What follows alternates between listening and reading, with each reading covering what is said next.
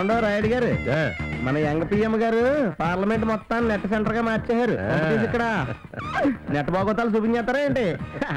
మా అల్లుడు గారు, ఐఎమ్ సారీ, మన ప్రధాని గారు మంచి రసికులు కదా, అందుకే ఇలాంటి ఏర్పాట్లు చేయించినట్టున్నారు. ఇది పార్లమెంట్, ఎక్కడ ఎలా మాట్లాడాలో తెలుసుకోండి. పదండి. ఉన్నమాట అంటేనే ఉలిక్కి పడుతున్నారు పిఎం గారు. పార్లమెంట్ లో జరిగే తిట్ల పురాణాల గురించి మీ అల్లుడు గారికి ఇంకా తెలిసినట్లేదు. మా అల్లుడు గారు, సారీ, ప్రధాని గారు పార్లమెంట్కి రావడం ఇదే మొదటిసారి కదా?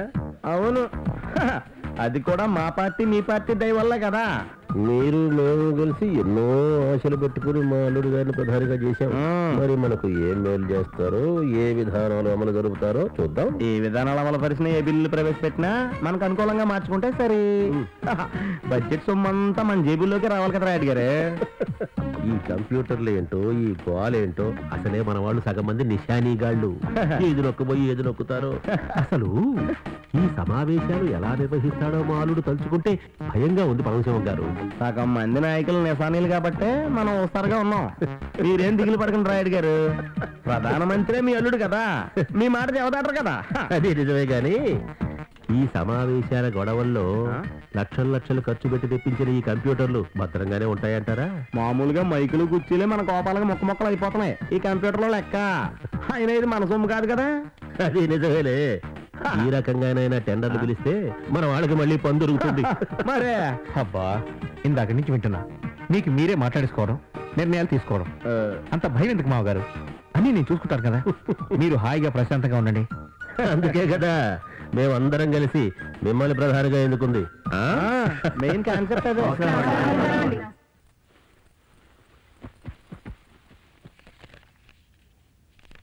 గౌరవ సభ్యులందరికీ నమస్కారం.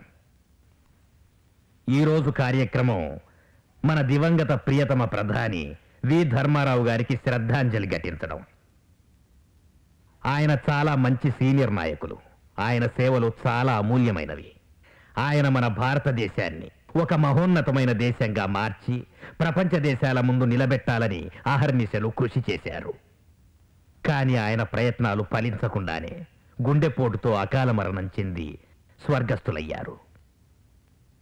ఆయన ఆత్మకు శాంతి చేకూరాలని కోరుకుంటూ మనం అందరం 2 నిమిషాలు మౌనం పాటిద్దాం.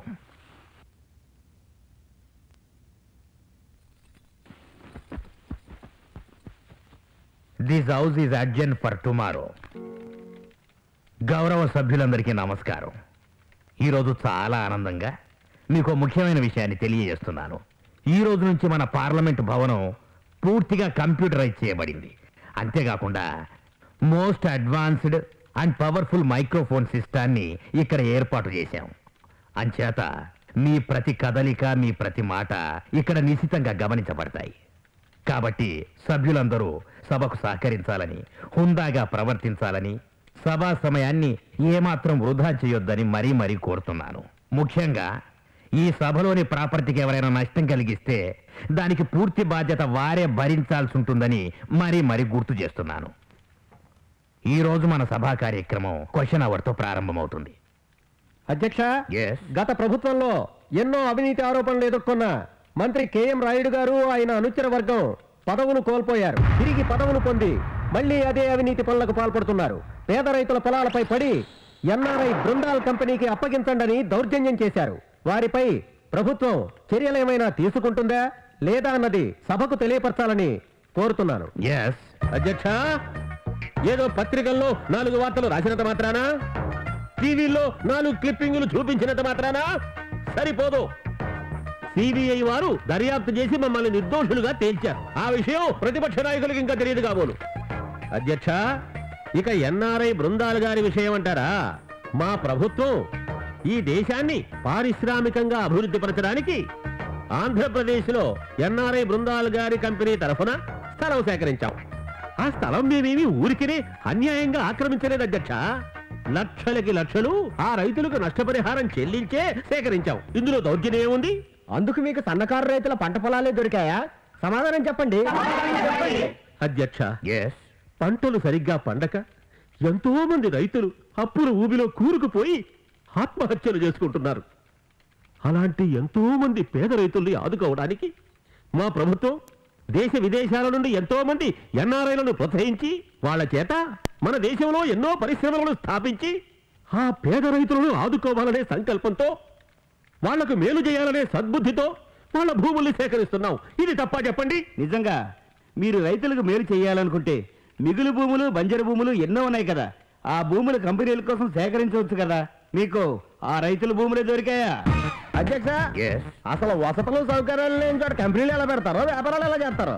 ఇలాంటి నాయకుల వల్ల మన దేశానికి రావాల్సిన ఎన్ఆర్ఐలు అంతా పక్క దేశాలే పోతున్నారు.